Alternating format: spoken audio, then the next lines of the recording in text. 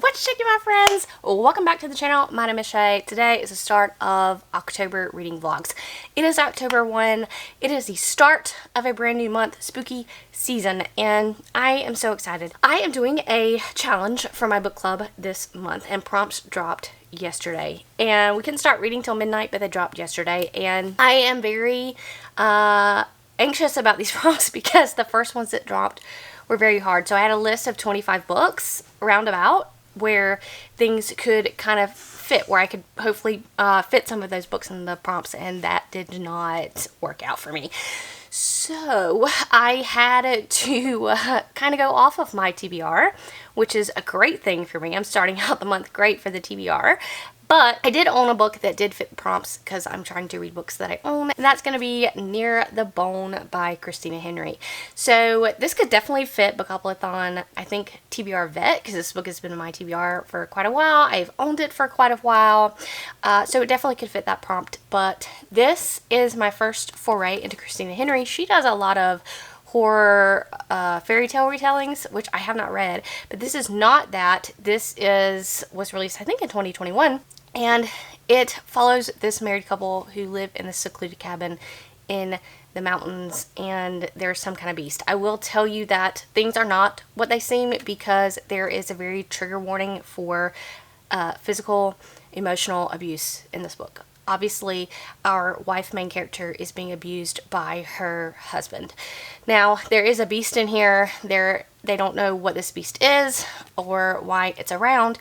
And then we quite figure out that this marriage between this couple is not exactly what it seems. So I don't want to talk too much more about the plot of this book because it's a horror book. We're supposed to, we like to be kind of mysterious going in. But I'm 33% in and I'm enjoying myself. I do not know. When I go into my horror books, I don't like to read the back. So I'm sure if I would have read around that this had a lot of spousal physical abuse in it, I may not have picked it up. But it did shock me when I started reading the book, and the abuse portion is very, very early on in the book. So that kind of shocked me. But overall, now we're more into the beastie kind of thing, and I'm enjoying myself with the book. And of course, I want to know what is happening, what is going on with the story, what's going on with our main characters, and what's going on with this beast thing. I want to know.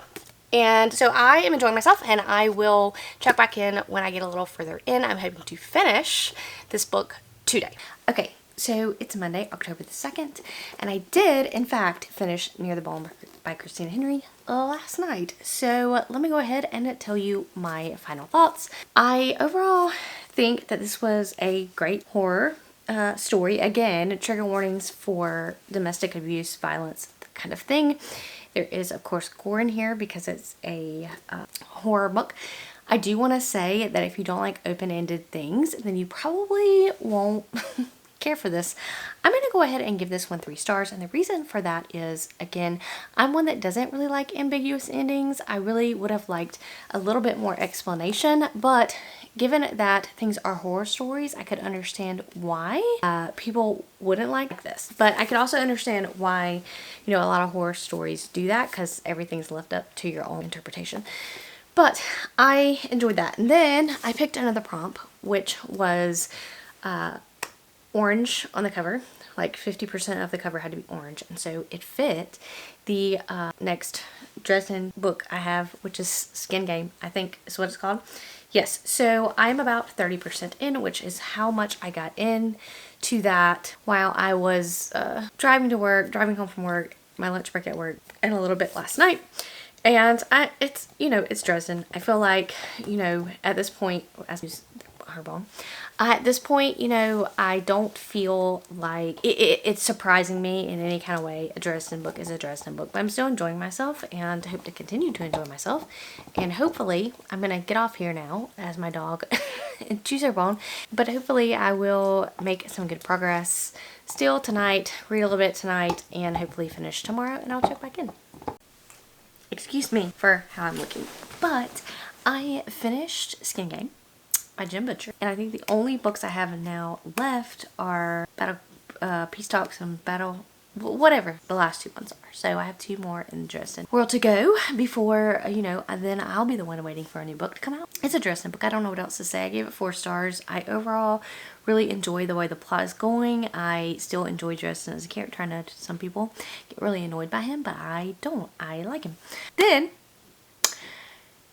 I got a prompt that was like leaves on the cover, and like Starling House has some leaves on the cover. So Starling House came out yesterday and I started reading it today. So I feel like I'm really in the know reading a book that just came out a day after it released. I am super enjoying myself. I can't tell you how much percentage I'm in to the audio, but I have about probably, it's a 12-hour audio and I probably have about 8 hours left if I was going to estimate. And I'm really liking it. I have this gothic vibe this year where I'm just really jiving with these gothic books. But obviously there's a creepy house in this neighborhood and nobody's ever known really what's going on with this house. There have been rumors about the family that has lived in this house, but nobody knows for certain what's going on in this house.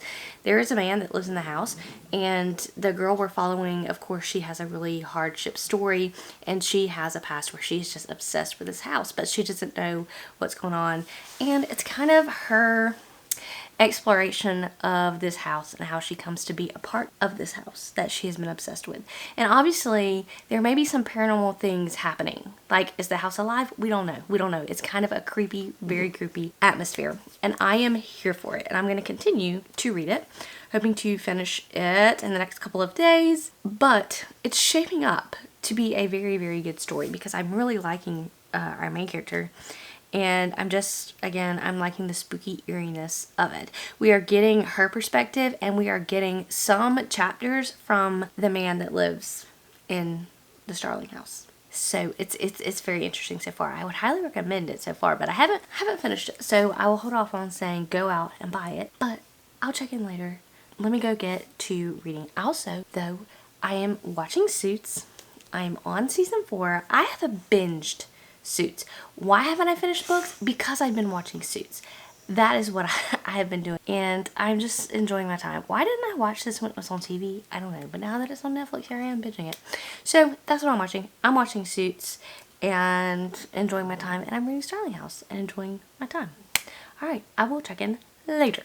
Please excuse the way my hair is looking. It's kind of late, but it's Friday night and I wanted to pop in and just tell you guys that I've been a failure at this vlog because I haven't updated, but most of that is because I have been reading when I have not been at the house to update. So let me just go ahead and tell you that I finished Starling House by Alex E. Harrow. This is the second book by her that I've read. I read Thousand Doors of January and I've read that book twice. I think what Alex E. Harrow does fantastically is the atmosphere, like this gothic creepy atmosphere.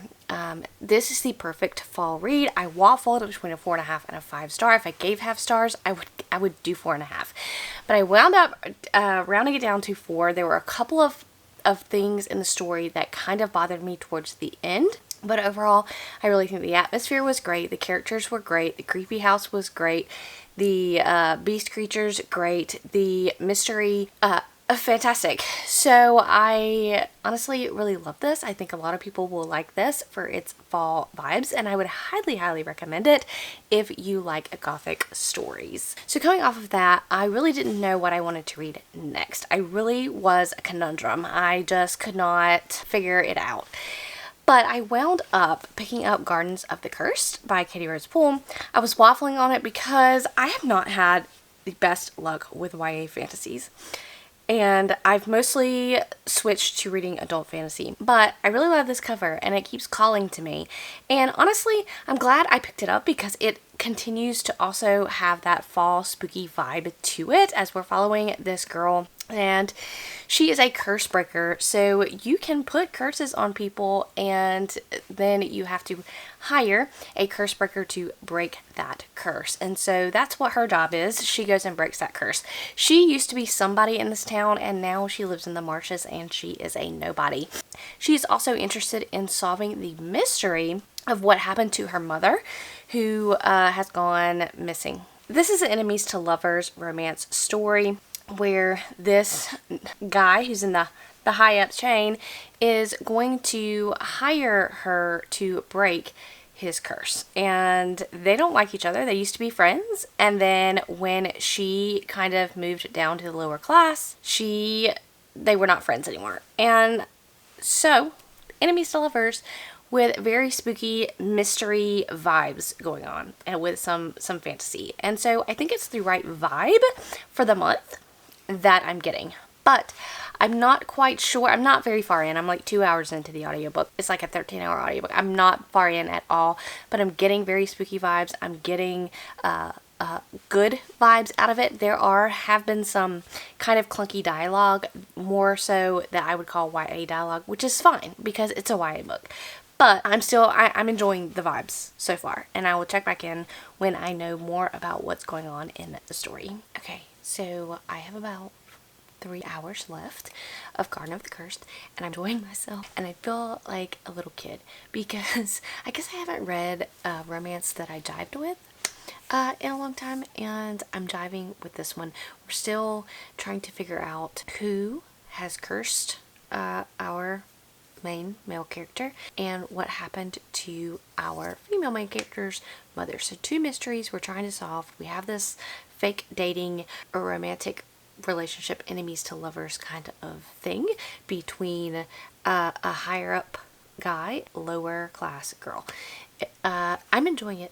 I don't know why. Who am I? But I'm still enjoying my time. I'm liking the characters. I'm liking the plot. I'm even liking the relationship, which never happens for me, but I am liking it. So I'm going to finish hopefully tonight, and I will check back in when I get done. So I finished Gardens of the Cursed, and I ended up giving it 4 stars.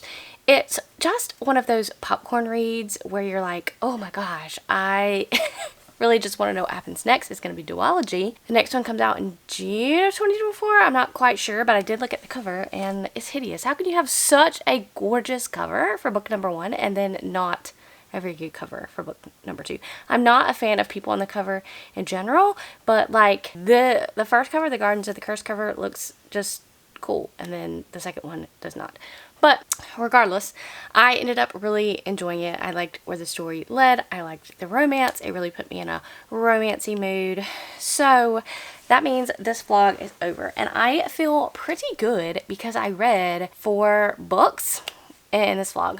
So I read Near the Bone by Christina Henry, which I gave 3 stars. I read this for a prompt in my book club where it takes place in a cabin or in the woods. I could use this one, I think, for TBR Vet in Spookopoly. I then read Skin Game by Jim Butcher, which I read because it was a sequel, so it does fulfill part of my prompt jar, but it also fulfills the prompt in my book club for orange cover. Then I read Starling House by Alex E. Harrow, which I ended up giving 4 stars. I gave Dresden 4 stars as well. I gave 4 stars. And I read this for Bookopoly, Spot of Daphne du Maurier, which is read like a gothic kind of tale. And I truly, truly, truly really loved this one.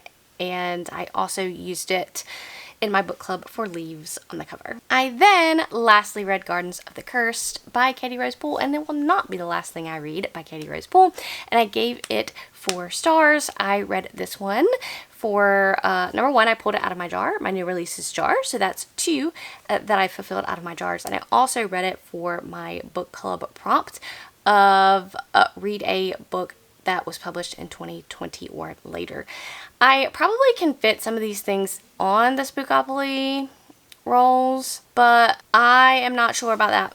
We'll have to kind of see if I don't know. I'm starting to think that I'm not going to be able to complete all of these things that I've been doing, but we shall see. But I am starting a new book today. Got to figure out what that is. I will catch you guys next week.